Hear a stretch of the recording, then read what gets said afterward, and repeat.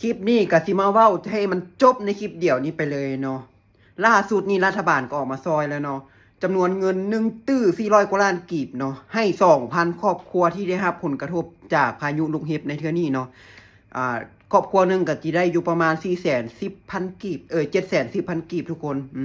ดีกับบ่ซอยเนาะค่อยสิบอกให้เด้ออันเหตุพายุถล่มเทื่อนี้นะแทนที่ว่ารัฐบาลนี่ควรสิออกมาเบิ่งประชาชนอันดับหนึ่งเนาะแต่บ่แม่นแต่เป็นภาคเอกชนประชาชนนำกันซอยเหลือกันเองเนาะรัฐบาลซอยเหลือตามหลังทุกคนมันแม่นผู้นำอยู่มันแม่นผู้นำประเทศอยู่เนี่ยเพิ่นบอกว่ายังค่าเลือกตั้งอยู่ว่าซั่นค่าเลือกตั้งอยู่บ่เห็นประชาชนสำคัญเลยเนาะทุกคนเห็นบ่ว่าเวลาประชาชนนะครับความเดือดร้อนนี่แม่นไผซอยพวกเจ้าคันบ่แม่นประชาชนนำกันแล้วรัฐบาลนี่นะที่กินเงินประชาชนเงินภาษีของประชาชนนี่นะได้ซอยอีหยังที่แบบเป็นสำคัญบ่710,000 กีบนี่ทุกคนมันไปซื้ออีหยังได้แน่มันสิได้หยังยุคนี้นะ710,000 กีบนี่เบิ่งสภาพเฮือนดูคันซื้ออันกระเบื้องมันก็สิได้จักแผ่นเนาะมันซอยเหลือหยังมันมีองค์กรอีหยังมันมีความช่วยเหลือด้านใดแน่เนาะค่อยบ่อยากเปรียบเทียบเนาะเพราะว่า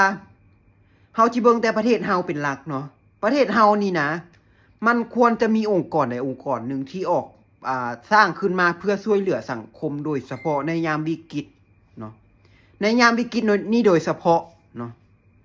เพราะว่าสิเป็นพายุถล่มบ่น้ำท่วมบ่จังซี่เนาะมันจะมีหน่วยงานใดหน่วยงานหนึ่งที่มาซอยประชาชนช่วยเหลือประชาชนเฮ็ดให้ประชาชนนี่อุ่นใจเนาะมันเวลาเกิดวิกฤตการณ์แบบนี้จิตใจโคตรสำคัญเลยทุกคนเนาะ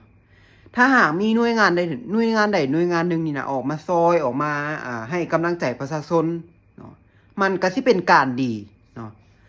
แต่นี่บ่แม่นเลยจนว่าประชาชนนี่โอ้ยหายห้องหายเจ็บหายปวดแล้วจะค่อยมาเบิ่งเนาะซอยบ่ทันการคันแม่นแนวตายก็ตายแล้วเนาะ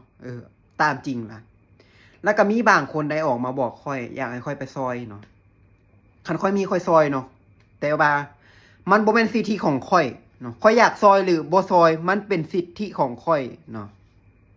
ค่อยบ่แม่นหน้าที่ของค่อยเนาะหน้าที่ที่จะซอยพวกเจ้าคือรัฐบาลเนาะรัฐบาลเป็นคนซอยเป็นคนกินภาษีของพวกเจ้าเนาะเขาก็ต้องมาซอยพวกเจ้าบ่แม่นข่อยเด้อเนาะซ้ำนี่จุเจ้ายังคิดบ่ได้เนาะความคิดนี้ล่าหลังแฮงอันพวกลูกหลานมนุษย์ทำนี่มันคิดบ่ได้มันคิดหยังบ่ได้ IQ มันต่ำ